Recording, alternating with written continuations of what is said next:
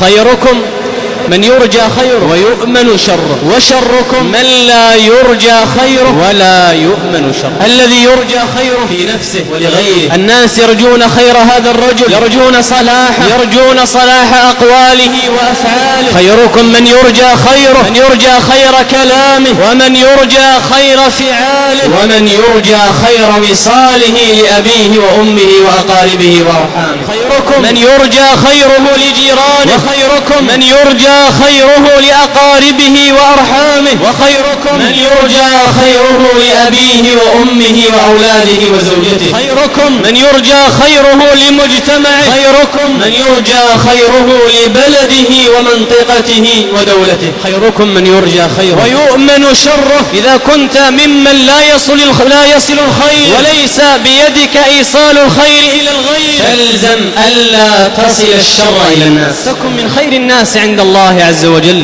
وشركم أي شر الناس الذي لا يرجى خيره ولا يؤمن شره، لا يرجى منه الخير. إذا جالسته لا تسلم من لسانه ولا تسلم من قبيح فعاله. لا يؤمن شره لأبيه وأمه، لا يؤمن شره تجاه جيرانه، لا يرجى خيره، لا يصل خيره لنفسه أولا، فهو بالذنوب والمعاصي مجاهر ليلا ونهارا سرا وجهارا. خيركم من يرجى خيره ويؤمن شره. اجعل هذا الحديث نبراس حياتك وعنوان حياتك. إذا لم تصل الخير للناس فأمسك الشر عنهم، فأمسك الشر عنهم. إليك ما شري إليك بواصل، إذا لم يصل خيري إليك وأنت مجاوري. هكذا كان يقول حاتم الطائي وهو من أهل الجاهلية. فانظر عبد الله، وانظر إلى هذا الحديث وأنزله على نفسك وتأمل في معانيه كثيرا، وانظر في أعماق معانيه كثيرا، ردده مرة ومرتين وثلاث وأكثر، ولا بد أن يؤثر في فعالك وأن يؤثر في حياتك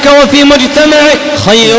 خيركم أيها الناس بشتى أصناف الناس، بشتى طبائعهم، بشتى صورهم، بشتى لغاتهم. خيرهم عند الله عز وجل أتقاهم. خيرهم من يرجى خيره ويؤمن شره. وشر الناس من عباد الله عز وجل من لا يرجى خيره، لا يرجى منه الخير. إذا جالسته لا ترجو منه كلمة طيبة، ولا ترجو منه صلة طيبة، ولا أخلاقا فاضلة، ولا معاملات طيبة، ولا صفات حميدة، ولا يؤمن شره. لا تأمن من شره ومكره، لا تأمن من قبيح أخلاقه، لا تأمن من قبيح لسانه، ولا تأمن من قبيح يده ورجله، ولا تأمن من قبيح يده